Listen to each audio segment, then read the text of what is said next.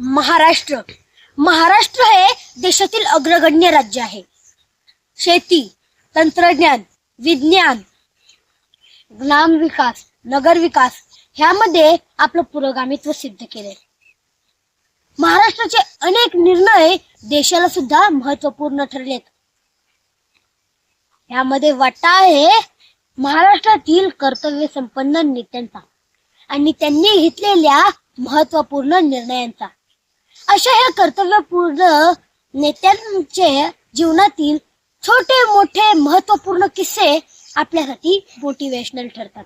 आणि म्हणूनच मी चैतन्य नामदेव हाके, जिल्हा परिषद प्राथमिक केंद्र शाळा खेड बुद्रुक या शाळेत शिकणारा इयत्ता 5वीतला विद्यार्थी आपल्या समोर विषय मांडतोय. मला आवडलेले स्वर्गीय यशवंतराव चव्हाण. माणसाच्या अंगामध्ये जर धाडस संचारत नसेल तर तो माणूस कधीही यशस्वी ठरू शकत नाही. कारण ज्याच्या अंगामध्ये धाडस संचारत असतं तो कधी हरूच शकत नाही. त्यातलं एक व्यक्तिमत्व म्हणजे यशवंतराव चव्हाण. ही गोष्ट आहे स्वातंत्र्यापूर्वीची. महाराष्ट्रामधील कराड गावाच्या आसपास प्लेगानं थैमान घातलं होतं. पटापटा माणसं मरत होती. अशातच यशवंतरावांच्या वडिलांचं निधन झालं. जाताना ते आपल्या पत्नीला विठाईला म्हणाले, विठाई, आपल्या पोरांना चांगलं शिकव, त्यांनी आपलं नाव काढलं पाहिजे. यशवंताला हे शिक्षण घेणं सोपं नव्हतं.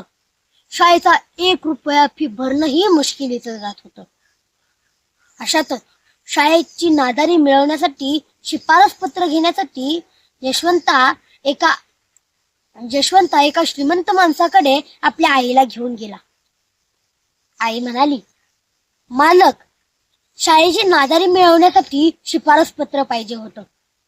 शिफारस पत्र? कसलं शिफारस पत्र? शिकून काय दिवे लावणार आहे पोरग? असं सुनावण्यात आलं. पण मित्रांनो, दिवे लागणार होते. आणि नुसते लागणारच नव्हते तर अख्ख्या जगाला उजळून टाकणार होते. याची कल्पना ते श्रीमंत माणसाला काय असणार. पण झालेला अपमान यशवंताच्या जिव्हारी लागला. तो आपल्या भावाला गणपतला म्हणाला, गणपत, मी खूप शिकणार, मी खूप मोठा माणूस होणार. किती मोठा होणारस रे? असं किती यशवंता? असं गणपतनं विचारताना यशवंता म्हणतो, गणपत, ह्या आकाशाला गवसणी घालण्याच्या योग्यतेचा मी मोठा होणार. ह्या सूर्याच्या तेजा इतका मी मोठा होणार. अत्यंत खडतर परिस्थितीत यशवंताची शाळा सुरू झाली. तो होता शाळेचा पहिला दिवस. गुरुजी वर्गात आले आणि मुलांना पहिल्या दिवसाचा पहिला प्रश्न विचारला. मुलांनो, तुम्ही मोठे झाल्यावरती काय होणार रे?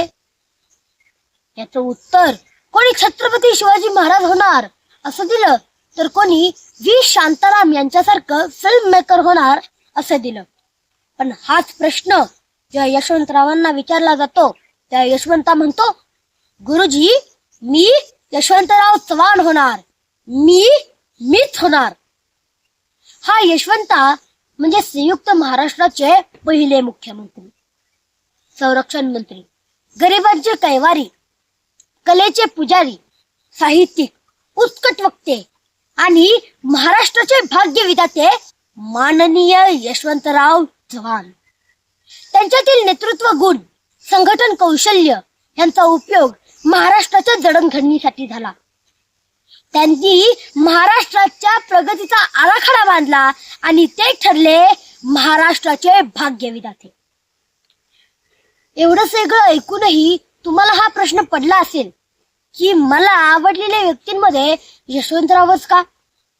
कारण मला ही चैत्याचा चैतन्य व्हायचं आहे. अख्ख्या जगामध्ये चैतन्य पसरवायचं आहे. जगातील प्रत्येक व्यक्तीमध्ये, व्यक्तीच्या मनामध्ये, त्या मनामधल्या प्रत्येक कणाकणामध्ये प्रेम, आपुलकी आणि जिव्हाळा निर्माण करायचा आहे. यशवंतरावांनी मला मीच व्हायचं आहे ही शिकवण दिली. शेवटी एवढेच बोलावेसे वाटते, फुलांनी फुलायचं असतं. फुलांनी फुलायचं असतं, सुगंधांनी दरवळायचं असतं आणि खरं व्यक्तिमत्व म्हणजे यशवंतरावांसारखं घडवायचं असतं. यशवंतरावांसारखं घडवायचं.